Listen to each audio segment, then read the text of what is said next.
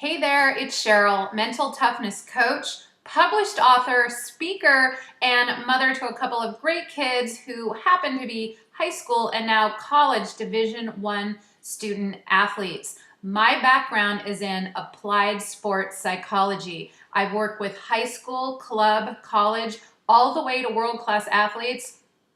And I am so excited to have spoken to your moms recently at an NCL chapter meeting. And the content that we went over, we all thought might be interesting and useful for you as well. So I've created this short video. I know all of you work incredibly hard in school and for your extracurriculars. So I'm going to share a few tips on how you can free up some time in that crazy busy schedule of yours. Also, how to do better on tests. We talked about how hard you work. Well, there's a point to all that work, and it comes down to testing and to performing under pressure during competition. And how you manage your thoughts and emotions are going to have a lot to do with how you perform when it really matters. So we're going to go over some tips for performing in high pressure situations. I want you to keep in mind that I am on a mission to help 10,000 teens to become mentally tough by the end of 2017, and I'm well on my way, and I'm very excited that your moms are learning a little bit more about mental toughness and that they can join me in this mission. All right, so thanks for taking a few minutes to have a look. First, we're going to talk about productivity and how if you can be more productive, then you can get more done in a more efficient amount of time and free up a little space to do things that you enjoy. How does that sound? All right, let's get started. Here's a few tips on how to have world-class productivity. The first thing is having clarity, and that's clarity on what's expected of you. So in other words, if you have assignments in school or if you're trying to get better at whatever your extracurricular is, have total clarity of what you need to get done in order to improve. The second thing is it's really helpful to have great planning habits. And what I recommend is Sunday evening, sometime after dinner, have a look at your calendar or school loop or however your school organizes assignments as well as your family calendar and have a good idea of what's coming up for the week. Is there a big family obligation on the weekend? Do you have a bunch of tests stacked up on Thursday and Friday? That way you can plan for the week coming. Also for planning, it's important for daily when you pack up after you're done studying or after you're done with the practice, then it's very important to plan for your next day, get everything situated. That means getting organized. That means putting things by the front door that you need, possibly getting your lunch ready, or whatever you can do to make the next day go smoothly. Also, planning has to do with managing distractions. So here's a big one, and it's a little bit of a struggle in my house. I'll have to be totally transparent, but it's managing your phone. Now, I know it might be unrealistic for you to put your phone somewhere else or go bury it in the backyard, which would be ideal, is to get it out of your room or wherever you're studying. But at a minimum, I would recommend putting a phone on airplane mode. The reason why is because that limits the number of distractions coming in, of incoming phone calls, texts, Snapchats, and all of those things. That's really important. Keep in mind that if you look at one of those while you're intensely studying, it's going to take you about 20 minutes to get back and have your full focus back to what you're doing. So at a minimum, I really challenge you to at least put your phone on airplane mode. The second thing is communication. So if you're going to have a dedicated amount of time to study, give your family and friends a heads up. Let them know that you're zero focused on getting some stuff done, and let them know that you really appreciate it if they didn't interrupt you during that time. And finally, control your environment. That's an important one. If you're studying at the kitchen table or if you're in your room or what have you, make sure that it's quiet. Or if you're in the library, make sure that you're in a spot in the library where it's quiet and conducive to you studying. So go ahead and control your environment. Another thing, and the third thing that's really important for you to do, is time blocking. What that means is set specific amounts of time to study and then be sure to take a short break. Now, I'll tell you, the ideal amount of time you should set is between 30 and 50 minutes. The reason being, after 50 minutes, there's going to be diminishing returns. I don't know. I have someone in my house that'll come into a room, study for 4 hours straight, which I can really appreciate her working so hard, but she's really had to train herself to study in time blocks, because what happens is after 50 minutes, you're retaining less information. So it's going to take you longer to study the same amount of material. And the same goes for practice. So if you can break those down into chunks and take short breaks, that's incredibly helpful. These breaks that you take should move around a little bit, get hydrated, go outside if you can. They should not involve screens, because again, it takes too long for you to come back and get concentrated. Save that screen time till either before or when you're done studying or practicing for your extracurricular.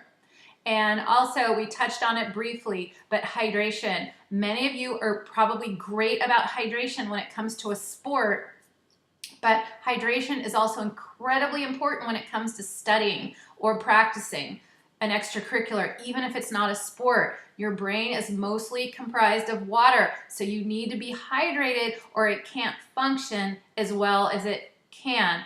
And it really, really is important.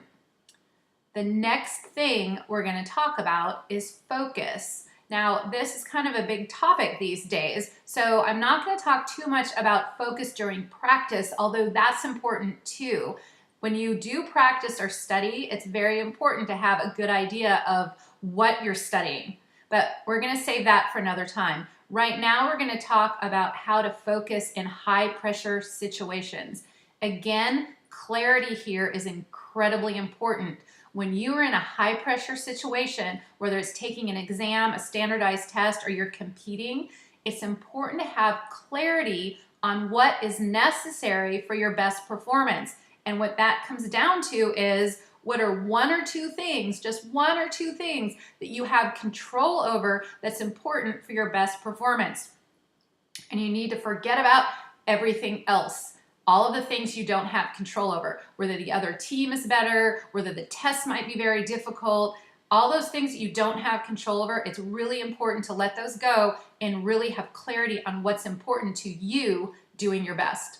The second thing is to raise awareness of your emotions. There are certain things that I call red emotions: anger, fear, frustration, disappointment, all of those things. They're all totally normal and everyone feels them, even world-class athletes. But the problem is they're not going to serve you in high-pressure situations. And the first step to getting better at this is to raise your awareness. One way that you can do this is, if you start to feel uncomfortable, you can ask yourself, is how I'm feeling right now going to help me?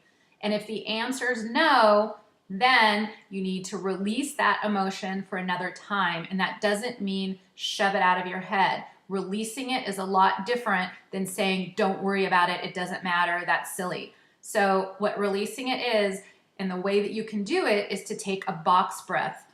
That's taking a deep breath in through your nose, into your diaphragm, which is right above your stomach and under your rib cage. So inhale for 5, hold it, and exhale for 5 and hold it. And do that a couple times until you can release that emotion that you're having that's not serving you.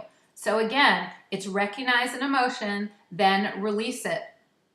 The third thing you do is then strategize. Again, go back to, what are one or two things that I have control over right now that will serve me right now and help me to do my best?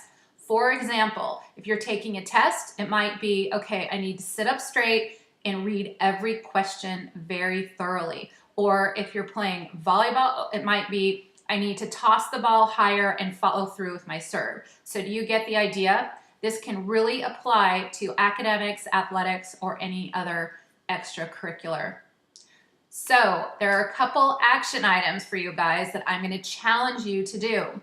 We didn't talk too much about sleep, and I'm not going to get into the science behind it, but if you want to be as productive as possible and focus as much as possible, and you're not getting 8 hours of sleep, I'm going to challenge you to try and get 50 minutes more of sleep. If you can put into play these tips that I've shared, you should be able to create that time for yourself. It's incredibly important. If you're getting less than 8 hours of sleep, you're compromised. So please try and get 50 minutes more of sleep if you're not getting 8 hours a night. And as I mentioned, I'm going to challenge you at a minimum to put your phone on airplane mode. That way you can limit the amount of information coming in and also limit that temptation. And you won't be using as much time to come back and focus and get concentrated on things that you need to get done. And you can look at those screens later when you're completely finished with everything or in the beginning before you start.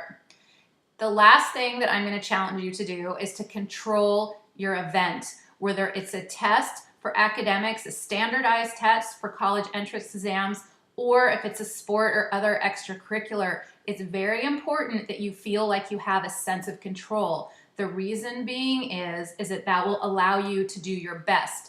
Again, you need to take control and focus on the things that you have 100% control over. So you might want to think the next time you have a competitive event, a high stress event, or something that really matters to you, ask yourself, what are 1 or 2 things that I need to do my best right now? And do those things and nothing else. If you have a lot of worries and a lot of other things going on, totally normal and okay, but those need to be dealt with at another time that's more appropriate.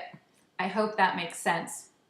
So if you need to reach out to me, I am here for you. Your parents have my contact information. They can reach out to me as well. I encourage you to sign up for my newsletter, which is free, and your parents have that information as well. But if you want to get the content on how you can become mentally tough and become your highest performer possible, that is at www.SherylKline.com. That's SherylKline.com. Thank you so much for taking a few minutes to listen, and I look forward to you being awesome.